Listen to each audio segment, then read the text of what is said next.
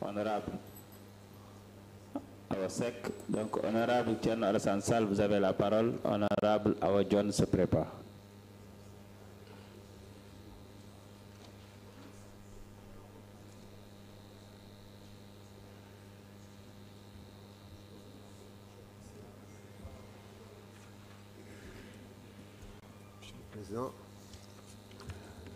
Monsieur le Président, Mesdames, Messieurs les députés, chers collègues, Messieurs les ministres, c'est avec à la fois un sentiment d'honneur et de gratitude à l'égard des Sénégalais que je me retrouve face à vous aujourd'hui. Et je souhaite pour nous tous, ainsi que pour le Sénégal, que cette législature soit une législature marquée pour le progrès et que les autorités en charge actuellement du pays réussissent parce que nous sommes au pays au bord de la rupture et que nous ne pouvons pas davantage souffrir d'autres retards ou d'échecs. Monsieur le ministre, ce projet de loi rectificative, de loi de finances rectificative, vient relativement tardivement, puisque vous avez promis aux Sénégalais un changement de politique qui devait se traduire par des changements au niveau du budget, parce que le budget précédent avait été voté par un autre régime, avec une autre vision. Et on s'attendait que dès les premiers mois de votre accession au pouvoir, que les orientations et le fameux projet que vous avez promis aux Sénégalais se traduisent dans le budget et que les projets soient immédiatement mis en place pour que, le plus tôt possible, un autre visage du Sénégal s'esquisse. Ceci étant, puisque nous sommes en train d'examiner ce projet de loi de finances rectificative, je me permets de noter des situations assez curieuses. Ainsi, pendant que les recettes baissent de manière importante par rapport à la loi de finances initiale, 840 milliards, dans le même moment, les dépenses augmentent, ce qui est totalement paradoxal. Parce que pour le coup, vous creusez le déficit de plus de 1500 milliards de francs CFA, alors même que le déficit du Sénégal était abyssal. Monsieur le ministre, dans un contexte international où les gens sont à la chasse contre le déficit, et essaient de trouver le budget équilibré, cette situation interpelle le technicien que vous êtes. D'autant plus que ce déficit ne s'explique pas par des investissements tournés pour augmenter la capacité de production du pays.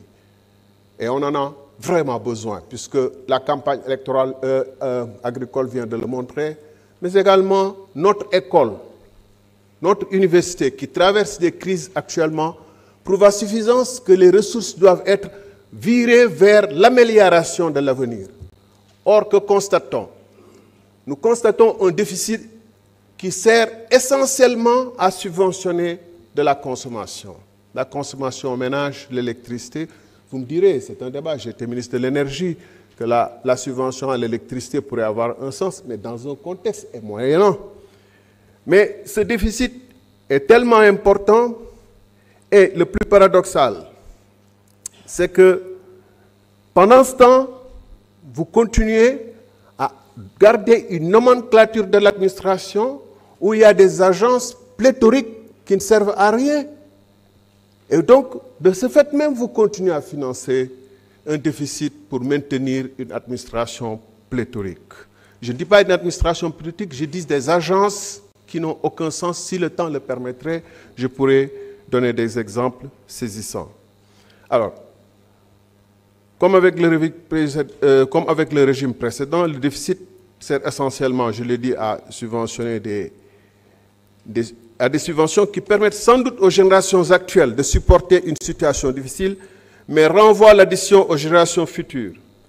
Vous avez fait le choix de ne pas rationaliser les agences.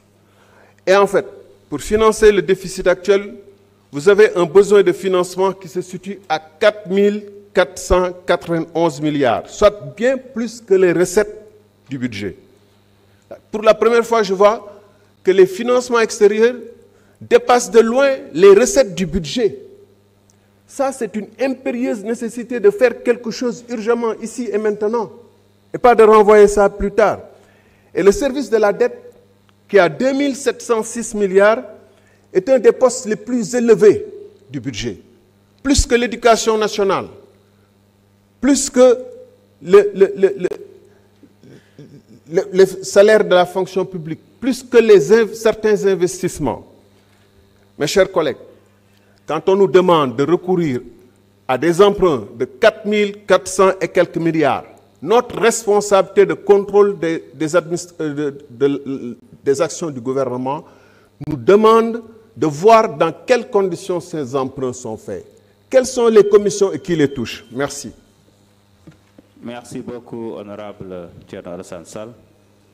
Honorable Awa Dione, vous avez la parole. Honorable Insa Danfa se prépare. Assalamu alaikum. Assalamu alaikum. Monsieur le Président, maa ngi lay nuyu di la ziar lu bare bari. Di nuyu Monsieur le ministre des Finances. Di nuyu Monsieur Abbas Fall